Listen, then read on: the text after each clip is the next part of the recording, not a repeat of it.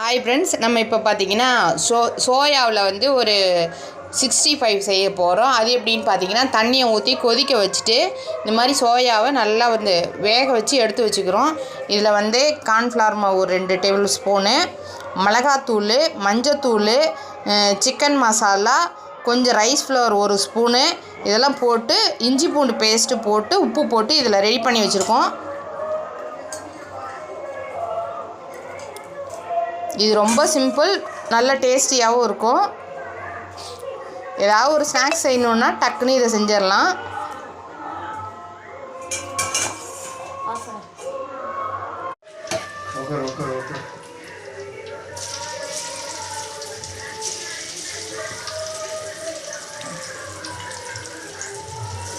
இப்போ வந்து இது எண்ணெயில் போட்டு பொரிச்சுக்குவோம்.